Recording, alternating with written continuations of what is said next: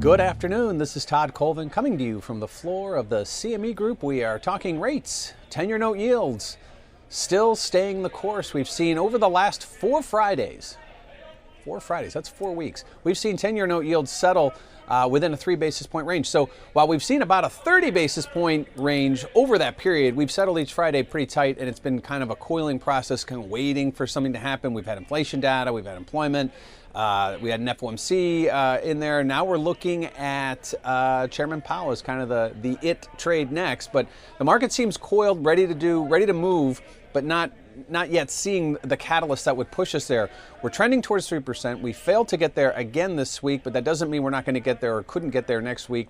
Obviously, with all the news that we have coming out, I think it's very possible that we get there. It's what happens to the bond market and the 10-year specifically when we do get there. Do we propel through it? Do we see a trade extend maybe up to 3.1, or do we back off and maybe see some of those shorts cover? The 10-year note right now, and positioning wise, we're seeing leveraged accounts very, very, very short. Did I say they were short? Because they are.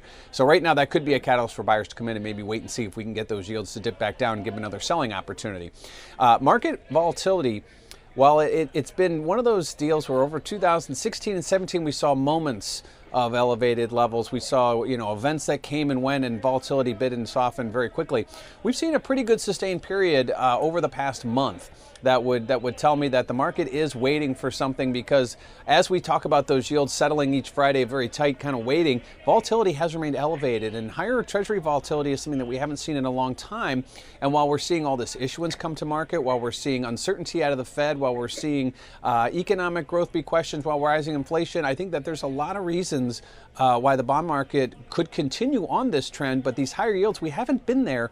You go back to 2013, that's the last time we traded 3%, but you really got to go back to 2011, last time we saw a sustained trade above 3%. That's a long time, and I think that the market right now is trading in uncharted territory. Those elevated volatilities are to be expected, I think, but something we haven't seen in a long time. And lastly, let's talk about what the chair may say next week. We did get the monetary report from the Fed today, talking more about gradual increases, talking about inflation, and yeah, that's all good, and we probably already knew a lot of what it said. I think the key that the chairman can talk about is reactions, how he's going to react to events, whether it be the yield curve issuance, whether it be some kind of credit crisis, whether it be a stock sell-off, something that would trigger the Fed to not want to raise rates. What would that catalyst be? Because right now the market's priced for 3 rate hikes. There is whisper talk of a 4th, and that, again, would be something we haven't seen in a long time. And this is a new chair. We don't know a whole lot about him. What is his view and his ability to react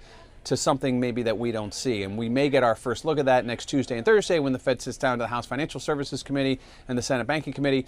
And likewise, that will tell the tale for next week. And that should get 10-year yields to 3%. But again, it's what happens when we get there. Do we see a pullback, or do we see yields elevate and propel through higher? We won't get that, I think, until probably Tuesday morning when we hear Fed Chair Powell give his first ever semi-annual testimony to Congress. This is Todd Colvin coming to you from the floor of the CME Group.